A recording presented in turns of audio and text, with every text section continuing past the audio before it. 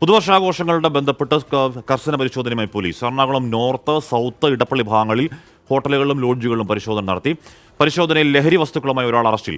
ആൻമരിയ സണ്ണി കൊച്ചിയിൽ നിന്ന് അതിന്റെ വിവരങ്ങളുമായി ചേർന്നു. ആൻമരിയ, ഇയാളിൽ നിന്ന് പിടിച്ചെടുത്ത എത്ര അളവിൽ ഇയാൾ വിൽപ്പനയ്ക്ക് എത്തിച്ചതാണോ, കൂടുതൽ അത്തരത്തിൽ ലഹരി വ്യാപനമുണ്ടോ എന്നറിയാനുള്ള പരിശോധന ഈ വൈകുന്നേരങ്ങളിൽ ഉണ്ടാകുമോ ആൻമരിയ?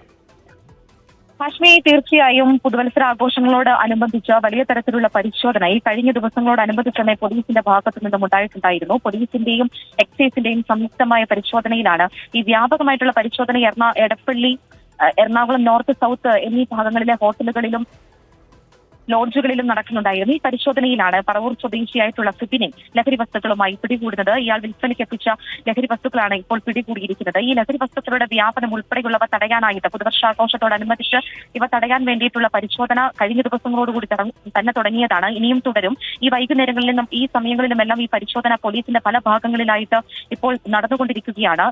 ഈ ഒരാളെയാണ് നിലവിൽ ഇപ്പോൾ പോലീസ് അറസ്റ്റ് ചെയ്തിരിക്കുന്നത്. എന്നാൽ വാഹനങ്ങളിലടക്കം നിയന്ത്രണങ്ങൾ വരുത്താനാണ് പോലീസിന്റെ തീരുമാനം. ഉച്ചയ്ക്ക് ശേഷം വാഹന നിയന്ത്രണം ഉൾപ്പെടെയുള്ള രീതിയിൽ പോലീസിന്റെ ഭാഗത്തു നിന്നുണ്ടാകും. ഈ വ്യാപക പരിശോധന ഇപ്പോഴും തുടരുകയാണ്. ഹാഷ്മി, മരിയാണ് വാർത്തയുടെ വിവരങ്ങൾ നൽകിയത്. കഞ്ചാവൊക്കെ ചെറുതാണ്, അതിനപ്പുറമൊക്കെയുള്ള മാരകമായ ലഹരി വസ്തുക്കൾ നാട്ടിൽ വ്യാപകമാവുന്ന കാലമാണ്. അപ്പോൾ അതിനൊക്കെയുള്ള ഒന്നാന്തരം വിറ്റുപോകുന്ന സമയമാണ് ഈ പറയുന്ന പുതുവത്സര ദിനമൊക്കെ.